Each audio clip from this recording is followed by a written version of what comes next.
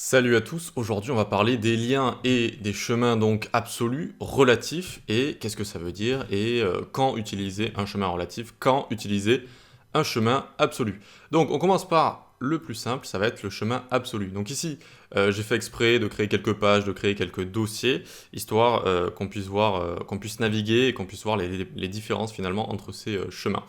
Donc, un chemin absolu. Un chemin absolu, c'est quand on va avoir toute l'adresse, tout l'URL dans notre chemin. Par exemple, si j'ai envie de prendre un CDN, CDN GreenSock par exemple, hop, donc un CDN, ça nous permet, ça veut dire Content Delivery Network, ça nous permet d'avoir accès à une librairie par exemple. Ah, alors évidemment, GreenSock, il y en a pas mal parce que ça fonctionne avec pas mal de librairies. Bref, je prends le greensock.min.js et j'ai envie de le rajouter à mon site. Bon alors, je vais le mettre ici, mais normalement mettez-le en bas du body.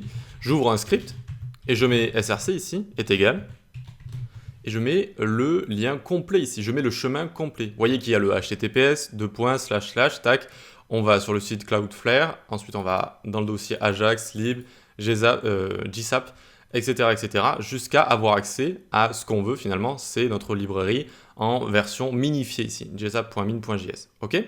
Donc c'est un chemin absolu, il va être complet, on va avoir toute l'adresse va être là avec le https, le nom de domaine, ou l'IP du serveur si vous êtes en local. Voilà. Donc ça, c'est le chemin absolu. Quand est-ce qu'on l'utilise On l'utilise dans de nombreux cas, notamment par exemple un lien ici. Href, j'ai envie d'aller vers Google. Eh bien, je fais https://google.com. Et ici, je vais écrire go Google, comme ça, tac. Et voyons voir, ça va me donner un lien ici. Je clique et tadam, je suis sur Google. J'ai utilisé ici un chemin absolu. D'accord, c'est absolu. Donc en anglais c'est absolute path et relative path pour les chemins relatifs. Alors un chemin absolu, on peut l'utiliser pour les images, même si on va voir que c'est plus utile d'utiliser un chemin relatif. Mais regardez, imaginons, image ici, donc j'ai un dossier ressources avec voilà, porte Japon ici, j'avais utilisé pour un site. Et hop, on va essayer d'aller dedans, mais de manière absolue. Et vous allez voir que c'est plus judicieux d'y aller de manière relative. Mais on y va du coup. Donc src est égal http Ici, je suis en serveur local, donc 127.0.0.1, et je suis sur le port 5500 ici. Slash, je vais dans le dossier ressources. Slash, je vais dans portjapon.jpg. Hop, et je vais rajouter hop, le petit attribut width 200 pixels, histoire que ça prenne pas toute la page. Je rouvre mon live server et je regarde si ça va fonctionner. Hop, et tadam, ça a fonctionné. Je suis sûr que vous avez jamais écrit un attribut source comme ça. Et donc ça, c'est un attribut source qui est écrit sous forme absolue. C'est-à-dire qu'on va tout avoir. On va avoir le HTTP ici. Et ici, c'est quoi en fait ce 127.0.0? C'est mon serveur local ici. Quand j'ouvre le live server, ça m'amène ici directement. Et donc ensuite, je vais aller dans le dossier ressources et je vais aller prendre l'image que je veux. D'accord? Donc ça, c'est en chemin absolu, mais en chemin relatif, c'est beaucoup plus simple. Regardez, image, et ici, je vais dans ressources, / portjapon.jpg, et tac, ça me l'a fait apparaître en dessous directement. Mais alors, qu'est-ce qu'un chemin relatif? Hop, je fais descendre ça ici, car ça, c'est un chemin relatif, c'est-à-dire que ça va être qu'une partie de l'URL, une partie de l'adresse. Ça va être qu'une partie de l'adresse, et donc ça va être relatif à l'autre partie, d'accord? Vu que c'est qu'une partie de l'adresse, c'est relatif à tout le reste, en fait, tout le reste. Parce que ici, ça, c'est le chemin absolu, et au final, ça donne la même chose, en fait. Au final, ça donne la même chose. Mais vous voyez que ici, c'est qu'une partie. Vous voyez que je le surligne, ça le surligne également ici. Eh bien c'est qu'une partie de notre adresse. Voilà, donc c'est ça qu'on appelle relatif, en fait. C'est relatif à quelque chose, c'est relatif à l'adresse. Donc on peut faire plusieurs choses ici avec notre relatif. Alors ça, je vais le mettre en commentaire, histoire de ne pas avoir des images partout. Ben, souvent, par exemple, on a des liens, d'accord? Donc imaginons ici, j'ai ma page 1 qui est là. Voilà, il y a juste écrit page 1 dessus. Et j'ai également une page 2 là. Comment on va faire pour y aller? Eh bien, ici, on a juste à écrire page1.html et on va écrire go page 1. Go page 1 ici, très bien. Donc on voit qu'il y a écrit ici go page 1, je clique, tac, et ça m'amène à la page 1 directement. Et ce qu'il faut comprendre encore une fois, c'est que, alors je crois que je me le suis écrit à côté, donc pour page 1, c'est comme si ça écrit ça, c'est deux choses à la fois. Une adresse complète. Tac, une adresse complète. Donc soit votre site il est sur un serveur web, alors à ce moment-là, ça vous affiche le nom de domaine.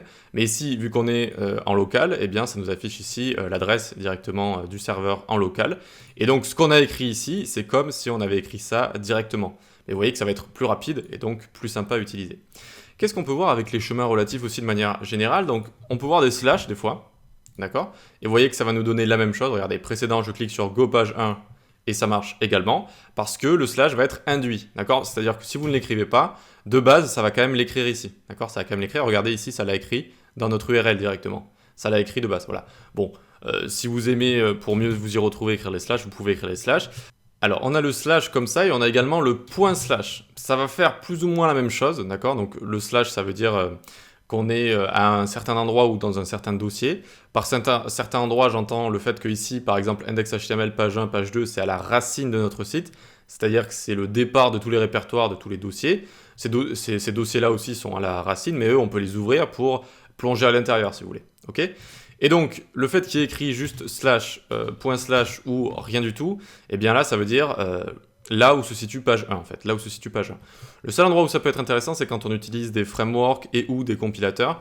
Eh bien, souvent, ils demandent de rajouter comme ça un point slash pour bien spécifier, alors, oups, j'ai cliqué sur page 1, pour bien spécifier qu'on est à un endroit précis et éviter d'aller faire des actions inutiles, type aller chercher page 1 dans n'importe quel dossier. Là, on va vraiment juste chercher page 1 qui est par exemple à la racine. Et si on aurait voulu aller chercher page 1 qui se trouve dans ressources par exemple, eh bien on aurait fait ./ressources / page 1. Ça veut dire va bien chercher juste dans le dossier ressources s'il y a page 1.html. Voilà. Bon, voilà, il faut savoir que ces trois choses, ça donne plus ou moins la même chose, c'est-à-dire le slash, le point slash et rien du tout comme ça. Ok. Maintenant, comment on va faire pour descendre? Ça, c'est important, pour descendre d'un dossier, c'est-à-dire on part de la racine, ici, on descend dans blog, ici, par exemple. Eh bien, je vais faire un lien, et ici, je vais faire blog / blog.html. Et je vais écrire ici go blog, tac, go blog, ici. Je vais mettre le reste en commentaire, histoire de... Hop. Et on va retourner à la racine, tac, ici. Alors, j'actualise, normalement, ok. Et ici, je vais pouvoir cliquer sur go blog, tac, et ça m'amène dans le blog, ok. Donc ça, c'est un chemin relatif.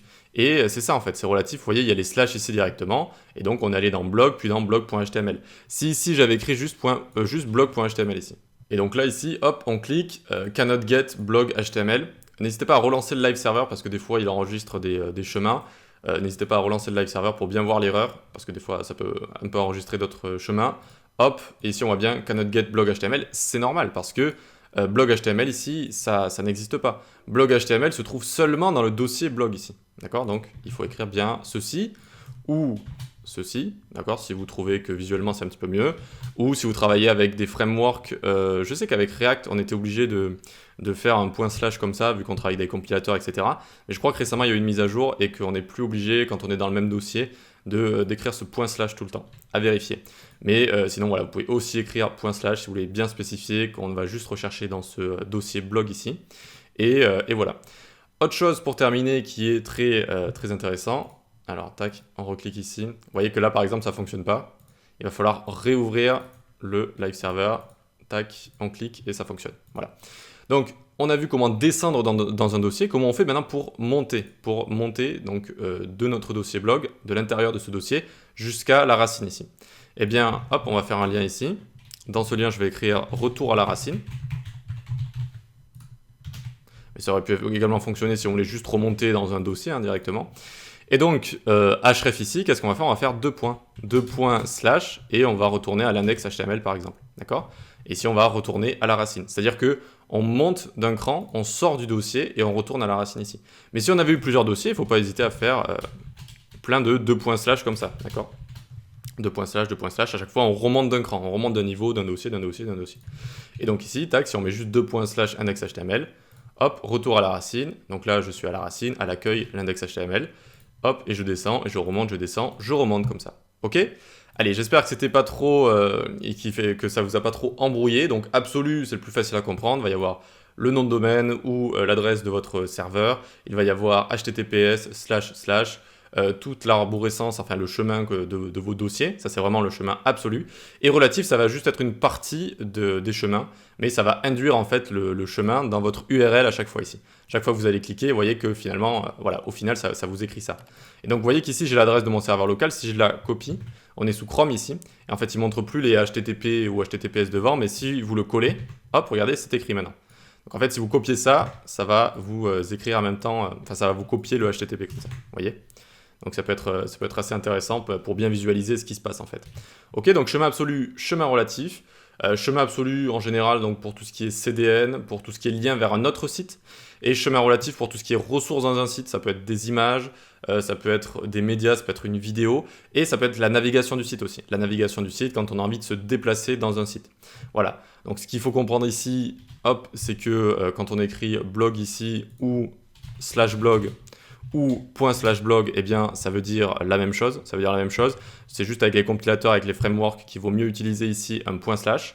Et pour savoir remonter aussi, ça aussi c'est important. Donc remonter d'un cran ou de plusieurs crans si vous enchaînez tout ça, c'est le 2 /. Voilà. Bah écoute, like, partage, abonne-toi si ça te plaît. Tu peux me rejoindre sur Discord, nous rejoindre, parce qu'on est pas mal maintenant, on est plus de 700. On est plus de 700 sur Discord, on parle de développement web, on s'entraide, on parle de nouveautés, etc. On partage ce qui nous inspire. Tu peux également rejoindre la newsletter, c'est un petit peu le même principe. Et tu peux suivre mes cours sur les différentes plateformes d'e-learning. Allez, on se dit à la prochaine, ciao.